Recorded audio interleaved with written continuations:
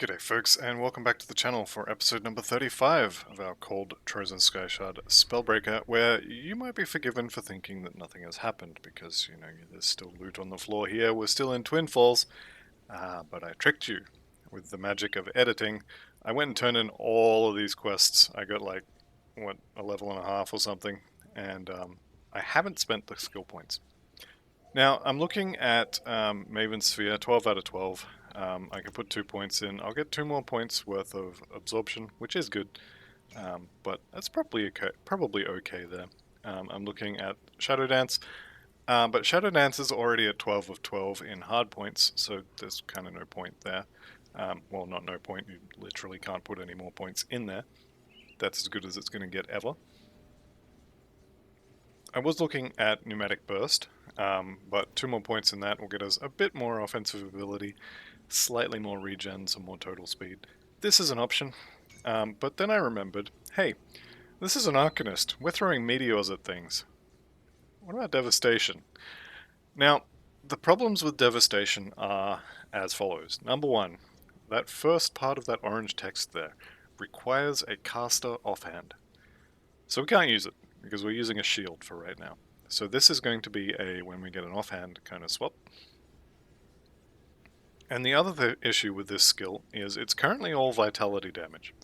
And that is because of our amulet converting the aether and fire damage portion to vitality. Now even if we didn't have this amulet on, it would still be aether and fire damage, of which we would convert, where is it, Star Pact? Yeah, we would convert about half of the aether damage to cold damage, which, yeah, it's nice, but, I mean, the damage would be absurdly bad. So that's kind of a later thing. And then I noticed Absolute Zero here. We could definitely put 2 more points in there, but realistically, this will just do a little bit more Frostburn damage on trash that we're already killing pretty easily anyway. Other options, Arcane Will for some more defensive ability, a little bit more damage. That is an option. But we could also put some more points in Inner Focus here, and we would get a decent chunk of offensive ability. Now, all of these options are really nice, and I'm just going to straight up say it here. I have no idea where to put these points. All of the bonuses we would get actually are not very massive. Phantasmal Armor would be okay. A little bit more PS res is... who cares? We're already capped. The freeze and petrified duration reduction is nice, and the armor is good, but I think I'm just going to sit on these points for a little bit. Maybe I'll figure something out. Maybe I'll just put them... You know what? There we go. We'll put them in Maven Sphere. We'll get a little bit more damage reduction from that. Alright, let's get on with the Arcovian undead. The underground. Now this area is also one that I like to farm totems for. There's one here. The one that we're going to get this time is at the top of the stairs just down here. So it's worth going around and clearing the fog of war on all these areas in Ultimate, just so you can see, you know, this totem is here this time, or maybe it's over here, or potentially it's just here. It's worth clearing them on Ultimate. That's a lot of stuff. Alright, let's just go not get ourselves trapped in a corner. I'm not sure if the microphone picked up that clang, but that is the heater in my room cooling down because it's, well, it's Australia, so it's still a little bit warm, but it's cold for me. And it's a big enough difference in temperature that the heater is creaking as it cools down. Alright, so I think we can safely say that that totem has been cleared. We picked up a purple, which is no good. And I don't see... I see a couple of frostbites, I see a blueprint, I see 2 blueprints, but none of this is particularly amazing. I did do a little bit of shopping earlier, and by a little bit I mean I checked the shops twice and didn't find anything. But I did find a double rare item, and it was garbage. It had... what was the first one? I think it was Destruction, or Destroyer's something of binding. It had a pet affix and a damage affix. It might not have been destroyers. Anyway, the whole point of that is not all double rares are actually good. And that's the end of my TED Talk, so thank you for listening. Okay. So we are still, of course, under the effects of our XP potion. I am looking for the first lectern to get the quest started to collect 3 of them. I believe it's going to be up here. Didn't see it when we were doing the totems, so yep, there it is. I'm gonna skip the... No, you know what? I'm gonna fight this because XP. But you absolutely can skip this stuff.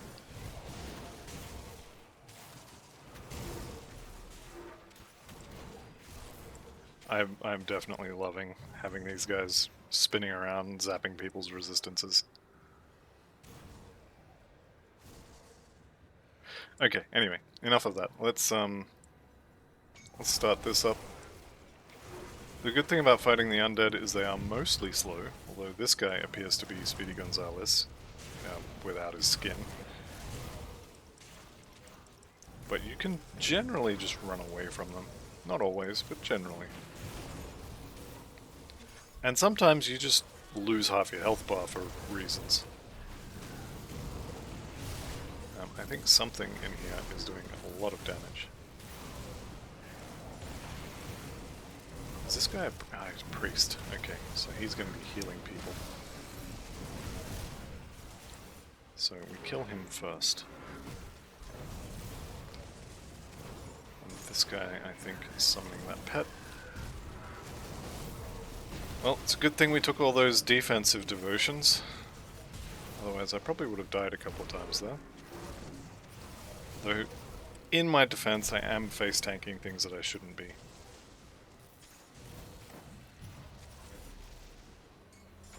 Okay, that was fun. Decent chunk of XP. What did we get? A gun. The Myrmidon Visor.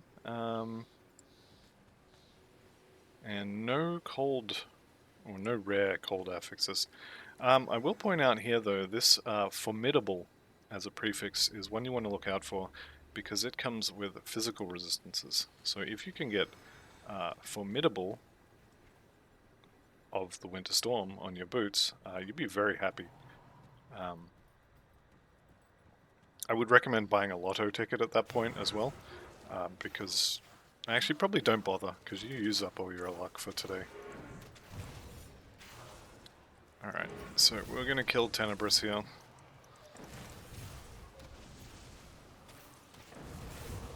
There we go. And I'm going to go and reveal the Fog of War, just up here as well. Actually, I already revealed where the totem spawns, so we can leave that as is, and let's go down into the ruins. I'm going to skip the beehive, I'm going to skip the Colosseum. Even though the Colosseum does have a totem in it, it potentially has a totem. The totem is always a celestial totem, and a celestial totem will kill me so fast your head will spin. Like, it would be no challenge at all. I would just die. So I'm going to avoid that, and we will continue to progress the main story.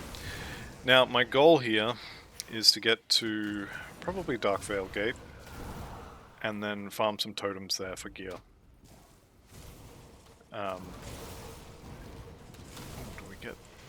Yeah, there he is. This place has always got stuff in the ground.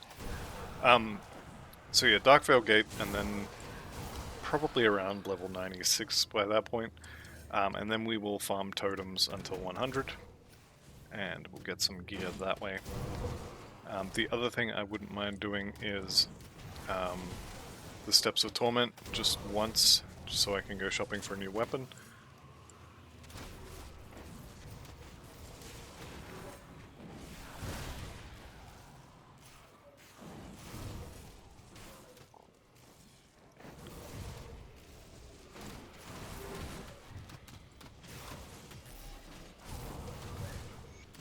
And depending on depending on which set I start getting pieces of first, and now I have the same problem as before. I guess we'll take 2 more points in Maven Sphere. Depending on which set I get, whether it's Trozans or Iskandra's, will depend sort of how I end up building this, I guess. Iskandra's being more of a 3 different elemental kind of thing, whereas Trozan's is more lightning and cold, I think, from memory. Ideally I want Iskandra's, although I will not be wearing the full set, I think, for this build.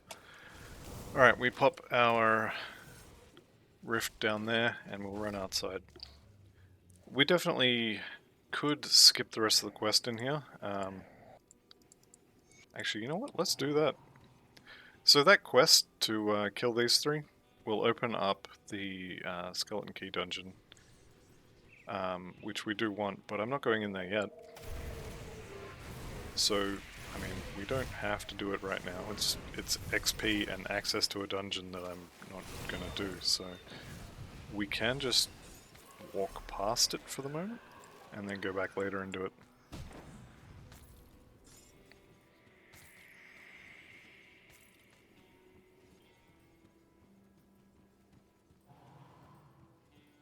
I'm definitely noticing that we have an anti-venom salve on the boots instead of the Mark of the Traveler, though.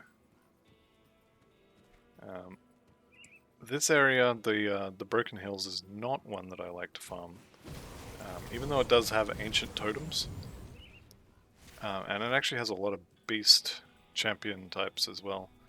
But whoops, wrong way. There's a lot of running in between anything, and I prefer not to do so much running. I think that's the main reason why the Gloomwald is my favorite farming area. It's because you run down one little section, you've got a chance for Chupacabra, you've got a treasure chest and a totem potentially right there at the door, then you go into the cellar, you've got a potential totem and a guaranteed treasure trove. And then, depending on if you got the totem and the treasure trove earlier in the first area, you could just reset at that point. It's also why I like the Bloodgrove and up to Darkvale Gate as a farming area, because you can get both or all 3 of the totems you're there to get can be spawned right near the Bloodgrove Roof Gate, so you can just do all 3 and then reset. You don't have to worry about searching for the other ones. Whereas this place, even if you know exactly where the totem is right from when you hit the roof gate, you still actually have to run around the entire world to get to it.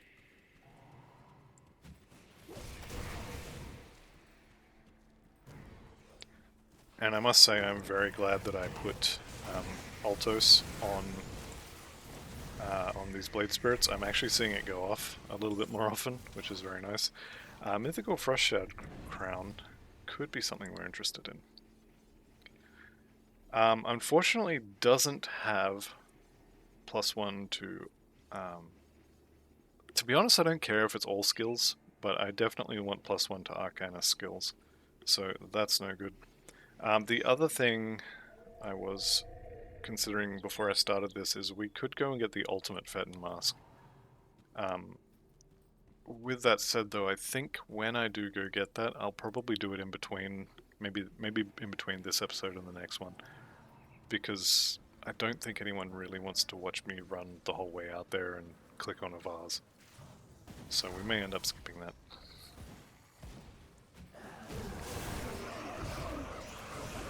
Alright, so old mate here is reflective.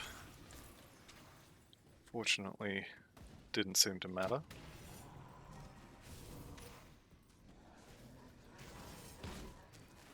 And I think we go right here. Yes, we do.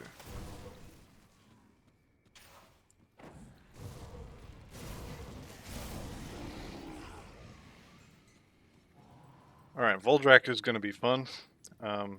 I remember farming him on normal. I think I had to kill him 12 or 15 maybe times. It was a lot. We did eventually get the blueprint for the Mistborn Talisman. I officially don't care about that blueprint anymore, I just need him to die. And preferably not hit me with his club at all, ever.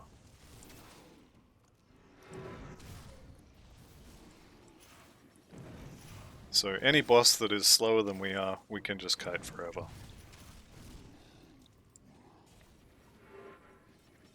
As long as we don't get hit by the range attacks, we'll be fine. Alright, there he goes. If we were playing an Archon, a Savagery Archon, I would be quite happy right now. Because those are both physical prefix, or physical affixes, and one of them comes with attack speed. This is also pretty good for a physical build. Not amazing, but pretty good. Okay. We're done here, we can just leave now. And I think we will. Get through to Homestead, and then I think I'm going to go back and do that quest. As long as we don't rift anywhere, it doesn't really matter. So maybe we just get this next rift gate and then we go back to my personal rift gate that I dropped way back when. I think we do that, because that quest is going to bother me if I leave it sitting there. Alright, we'll just go kill these two. Ravina Kerr and Laudos Vagra. Oh, and we forgot about these as well. Well, I say we. I forgot about these as well. Okay, Bloodfang Oil, I already know. Turtle Shell, reach rank 24. That's got to be close to 6,000 point shield. So, casually shielding 60% of our health if we get low. Very, very nice.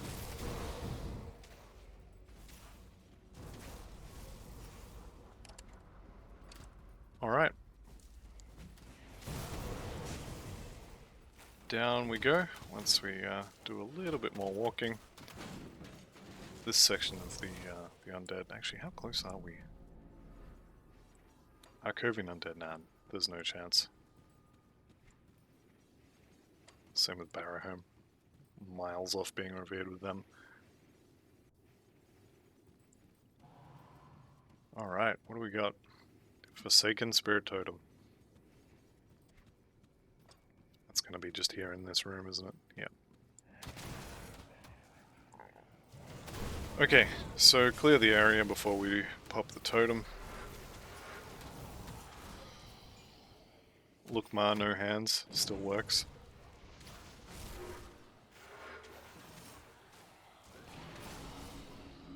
Where do they keep coming from?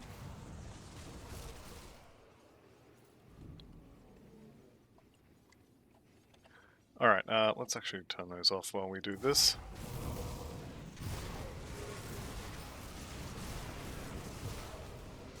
I forgot to check, is this just...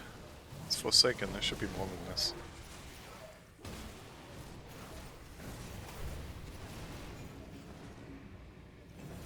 It was very underwhelming. Alright, what do we get? A gun. Rime Frost? No. Formidable? Formidable is nice, but I probably won't end up using them just because I want those procs.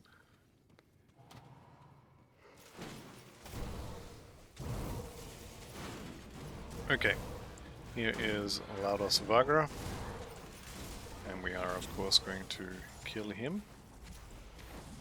Trying to stay out of his meteors as much as possible, while he shadow strikes around us. And where are the priests? We definitely want to kill any priests we find with extreme prejudice, because they will heal him to full.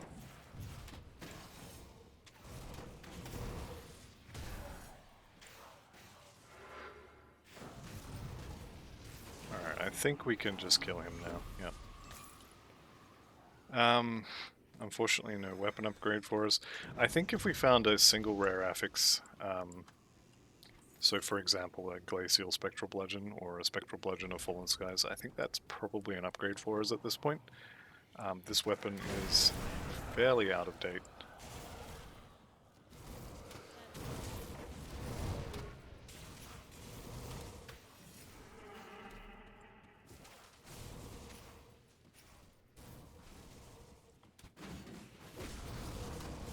Okay, and since we already had the totem in the first area, there's not going to be one on the other side of this bridge. There is, however, going to be a secret little wall here where we can get our welfare loot. Ah, amulet with Winter Storm on it. So we could in fact have more procs. We could go and get the... So the Nightblade +1 amulet, the Elena's necklace I think it's called, actually has really good stats for this build. But it has +1 to Nightblade, which... I mean, it isn't nothing, but it's not what I want. What I want is +1 to Arcanist, without destroying my ability to actually use Devastation. I did see in the 1.2 patch they added or changed one of the MIs to actually let you convert, I think it's converting the Aether portion of Devastation to elemental damage. So it's going to be mostly fire, but also cold and lightning. And we just picked up something really, really good. Runebound Topaz is one of the components that you want for an endgame setup. A lot of health, some defensive ability, and the stun duration reduction. And it goes on your rings and amulets and medals. This is a really good drop. It's a really good find. Totems definitely seem like they are, or sorry, not totems, treasure troves are something we actually want to do now. We are done here. And as per my usual tactic, I ran straight past Lutra, so let's go kill Lutra.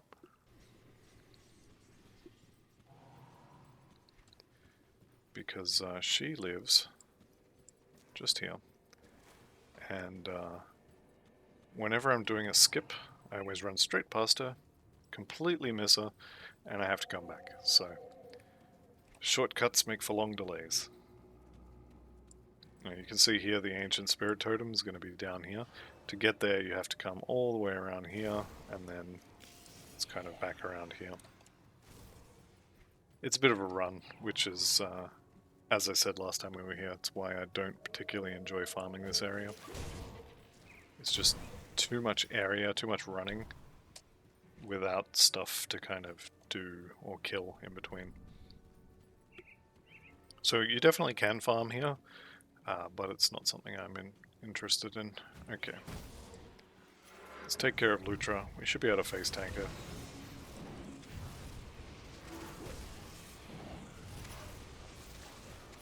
Spending a lot of time frozen. There we go. I don't think I even saw my health bar move. Where are we going? Broken Hills? That's not the Broken Hills. Alright, let's try that again. Broken Hills.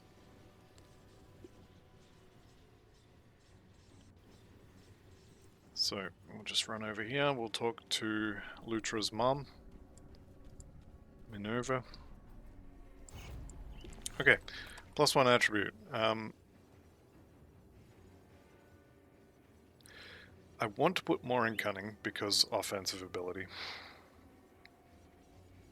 I also want to put more in Physique because health and defensive ability is actually decently low. You know what? We'll go Cunning. Why not? Greed is good and all that. Okay. So we're done there. Speak to Calderos. Speak with the emissary. Okay.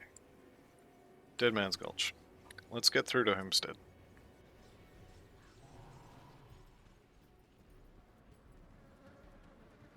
Alrighty. Oh, it's Ulgrim. What a surprise. How can I help? I will find a way. And I will find this guy's dead sister as well.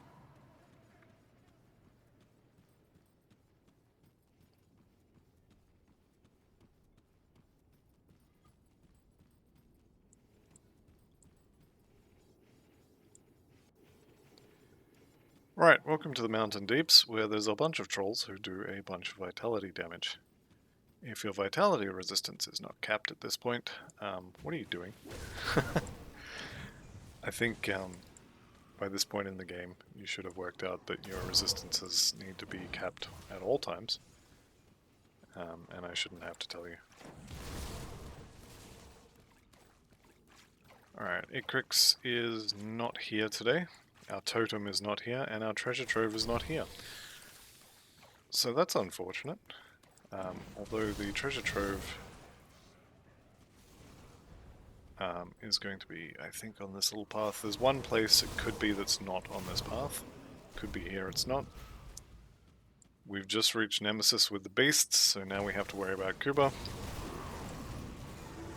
And here is our treasure trove.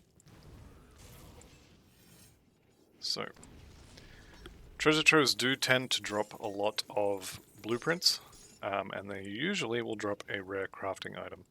I think it tries like 10 times to drop a blueprint you don't have or something like that. I forget exactly how it works, but you get a lot of blueprints from treasure troves. Okay. Now it's important that you don't stand in the poison with Acrix, and when Acrix dies, he spawns a bunch of little things as well, which will also leave poison on the floor, so make sure you don't stand in that. Here's our body, Dahlia Tavern. There's a lot of Dahlias in this game. Okay, the other place where the treasure trove could be is, you know what? It's buried behind a whole bunch of rocks. It could be over here. We're not going to go over there. We will be back here for sure to do treasure trove farming at a later date. But for right now, let's just get through to Homestead.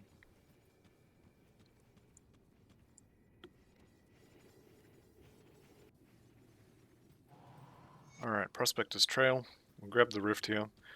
And for this playthrough, at this point, if you don't want to do Pine Barrens, you can skip the whole thing and it doesn't matter.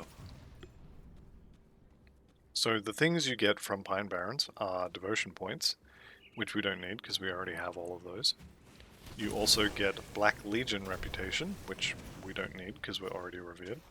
And you get XP, which we can get from anywhere. So I'm probably going to skip Pine Barrens. Although you certainly... I will have to do it at some point. So, at some point, I will want to farm Celestial Totems. And there is one that spawns in the Arcovian docks, which is on the other side of a broken bridge. And the repair site for that bridge, apparently you can only repair it from one side. And the side where you can repair it is on the Pine Barrens side, so you actually have to go to Pine Barrens in order to repair that bridge, which you need to repair in order to get the Celestial Totem spawn that's in there. So at some point I will do Pine Barrens, but not yet. The things I'm interested in at this point is levels, so XP. I'm also interested in anything that's going to drop in gear, so basically totems are the way to get gear. For anyone who's wondering, I found a YouTube video from, I think his name is Mike Fix, about the loot drops in Shattered Realm. And from his testing, and another YouTuber who he referenced, and I can't remember the name of, sorry. From their work, it turns out that if you can do totems in ultimate difficulty, you will get about the same amount of loot as doing ultimate Shattered Realm 46 to 47-ish, I think it was.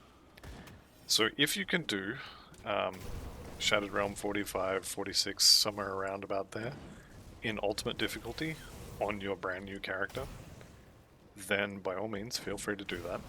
But if you can't, totems are the way to go. And this character I don't think is going to be doing Shattered Realm levels that deep just yet.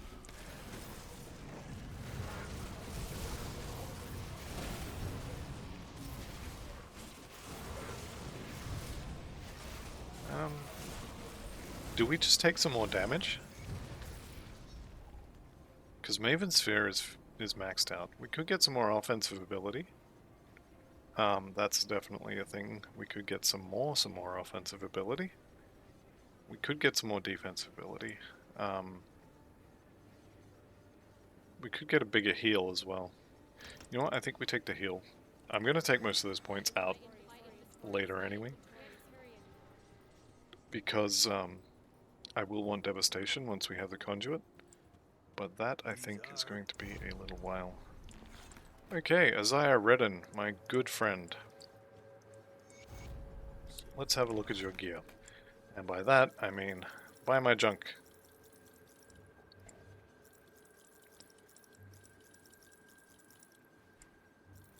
Okay, and at this point, I think I may do a little bit of shopping. I'm definitely going to end the episode here. So thank you all very much for watching. I'll see you in the next one. And goodbye for now.